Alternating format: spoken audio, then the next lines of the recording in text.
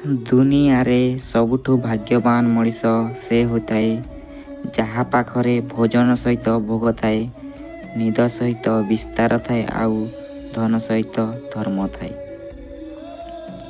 ମୂର୍ଖଙ୍କ ଠାରୁ ପ୍ରଶଂସା ଶୁଣିବା ଅପେକ୍ଷା ବୁଦ୍ଧିମାନ ବ୍ୟକ୍ତିଙ୍କ ଠାରୁ ଗାଳି ଶୁଣିବା ବହୁତ ଭଲ ହୋଇଥାଏ।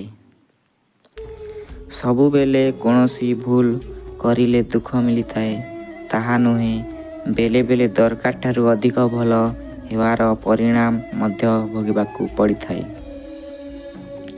କେବେ ଏହା ଭାବିବେ ନାହିଁ କି ଆପଣ କିଛି ବି ନୁହନ୍ତି, କେବେ ଏହା ମଧ୍ୟ ଭାବିବେ ନାହିଁ କି ଆପଣ ସବୁ କିଛି ଅଟନ୍ତି। ସୁନ୍ଦର ଚେହେରା ମଧ୍ୟ ଗୋଟିଏ ଦିନ ବୁଢ଼ା ହୋଇଯାଏ, ଶକ୍ତିଶାଳୀ ଶରୀର ମଧ୍ୟ ଗୋଟିଏ ଦିନ ଦୁର୍ବଳ ହୋଇଯାଏ। ପଦ ଓ କ୍ଷମତା ଗୋଟିଏ ଦିନ ସର୍ବଦା ଶେଷ ହୋଇଯାଏ, କିନ୍ତୁ ଗୋଟେ ଭଲ ମଣିଷ ସର୍ବଦା ଭଲ ହୋଇ ରହିଯାଏ।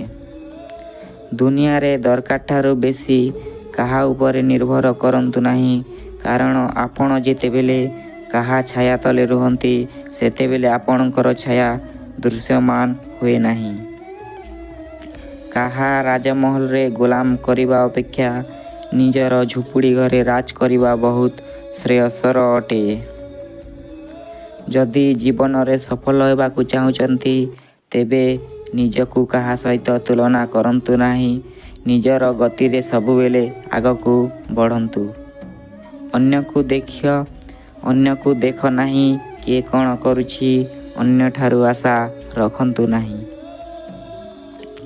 ନିଜକୁ ନିଜେ ସାହାଯ୍ୟ କର, ପରିଶ୍ରମ କର, ଯଦି ଆପଣଙ୍କ ପରିଶ୍ରମରେ ବିଜୟୀ ହୁଏ, ସଫଳତା